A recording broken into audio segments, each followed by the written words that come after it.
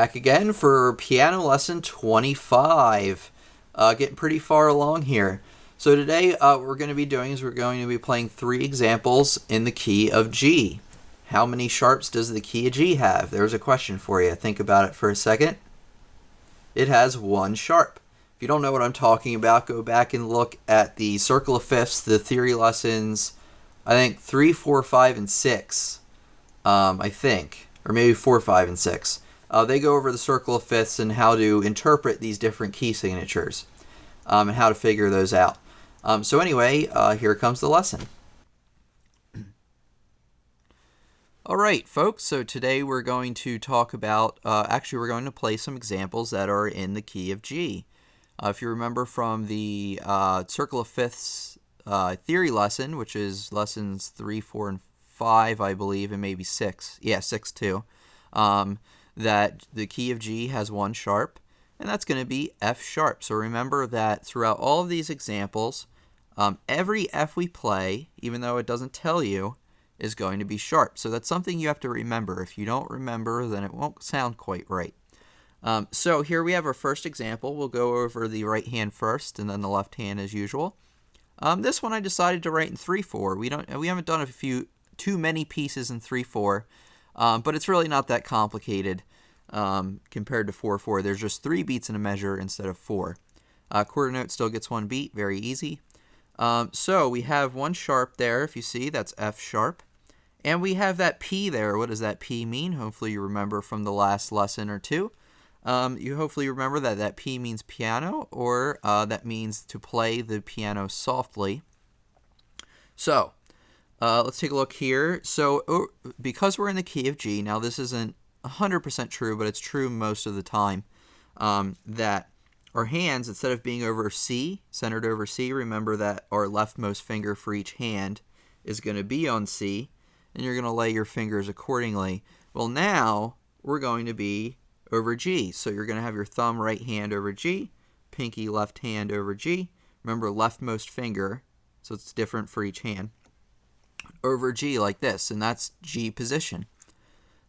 So let's take a look here. We have our right hand. We have G with 1, A with 2, B with 3, and then the next measure we have A with 2, B with 3, C with 4, and the next one we have B with 3, A with 1, and I did this for a reason, and then F sharp with 3, and then G with 1. So that weird fingering in the next to last measure is basically just so you don't run out of fingers for the end of the song. Because if you did, say we have that next to last measure, we have 3 on B, 2 on A. If you did 1 on F sharp, I mean, I guess you could work it out to hit 2. Like I said about the fingering, there's more than one way to skin a cat. More than one way to do things, sorry.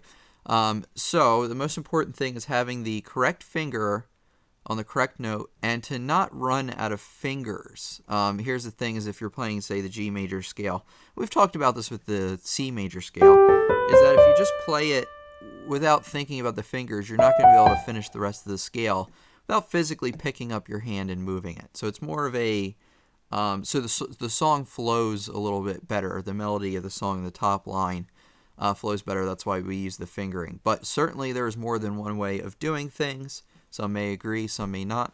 That's the way I write my fingering.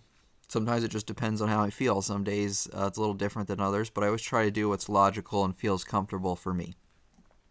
So down here, we have, let's say we have a G major chord here with the left hand. So G, B, D with fingers. Remember that the bottom number corresponds to the bottom note, middle to middle note, and top to top note. So there we have it. And then the next chord. And then this one, the next to last measure, we've got to be careful because we have an F sharp in here. That top note there. So careful of that. And then the last chord here is going to be like that with B with 5, D with 3, and G with 1. So let's play this thing hands together. If you notice I've stopped writing in the note names, it's because by now you should probably be able to either play without the note names or be able to write them in yourself. If you need to write a few in, that's okay. I recommend getting away from that because eventually you're just going to have to be able to actually read the music without that little crutch. In the beginning, that's fine, but as we get further and further along, you might not want to do that as much. So, hands together. Let's see what we got. Remember, we're going to be playing piano.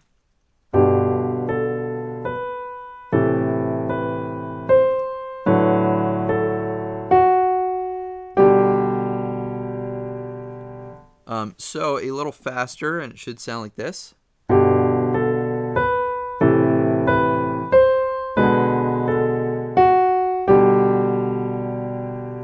There you go. So there's example 1. Example 2. Let's take a look at the right hand here. We have the only difference in this one, well, other than the notes, is that we have F for forte, so that's going to tell us to play loud. So here we go. Here's the right hand. So 1 on G, 2 on A, 2 on A, 3 on B, 3 on B, 4 on C.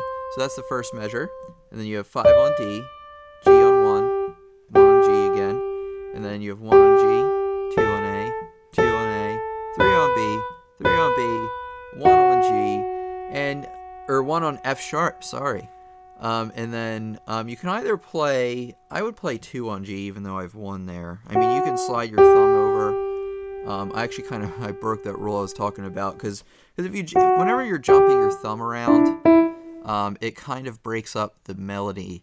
And once we get into more complicated examples, I'll explain, more and more why that's important. You'll probably see more and more of what I'm talking about. But the next last measure again goes.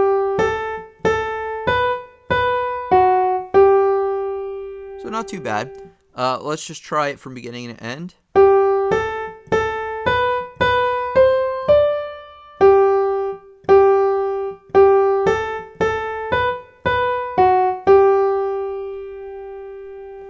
There we go. So here's the left hand. Same chords as before, so I'm just going to breeze right through this. This one. Measure 2. Measure 3, remember we have F sharp. And then the last chord is that one. So hands together.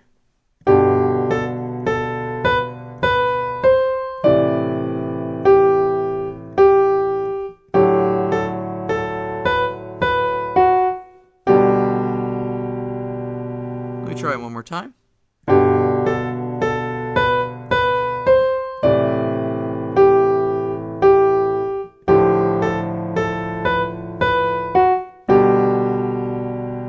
So let me count this one out loud. This is how you'll count this one. Is you're going to go. I'm going to count. What I'm going to count is the right hand, since that has the most movement to it. So you're going to go 1 and 2 and 3 and 1, 2, 3, 1 and 2 and 3 and 1, 2, 3. So that's how you'll approach that one. Let's go to the next one, final one. Here's the example 3. This one looks a little different, a little more movement with the left hand. Not a whole lot. It's still a very easy example, especially once you get used to it.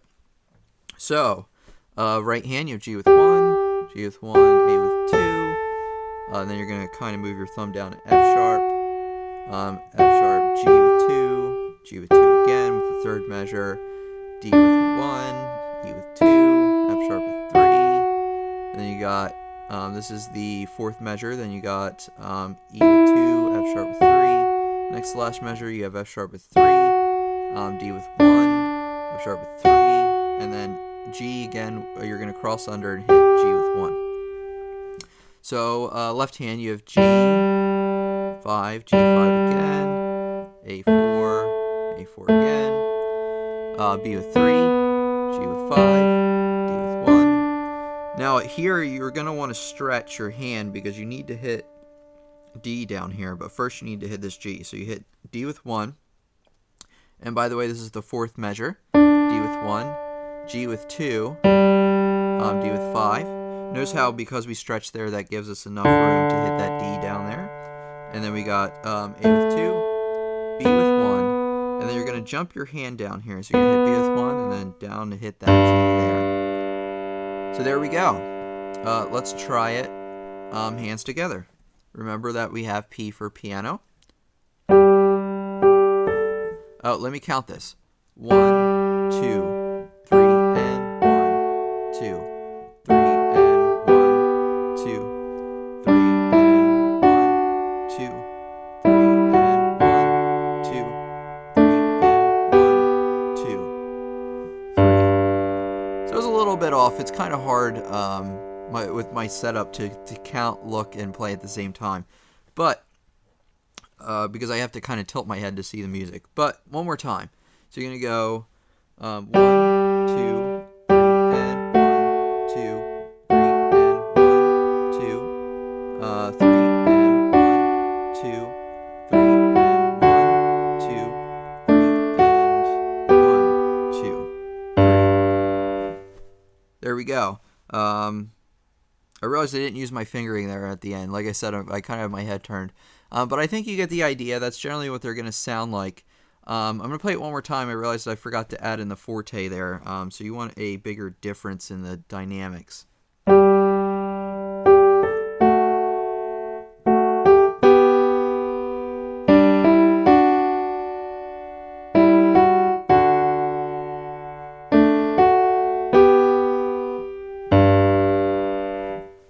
There we go. So those are all three examples, the key of G, and how to count those and play those. So I'll see you guys and girls for the outro. Okay, so that wraps up lesson 25. What we did today is we played three examples in the key of G. The key of G has one sharp. What is it? F sharp. At least hopefully you said that. Anyway, the next couple lessons, I'm not sure exactly what's going on. Maybe we'll play some things in the key of D, or maybe we'll do more scales, something like that. But anyway, I'll see you guys and girls next time. You remember to like, subscribe, and whatever if you want to. And I appreciate the continued support. So anyway, like I said, I'll see you next time. Thanks.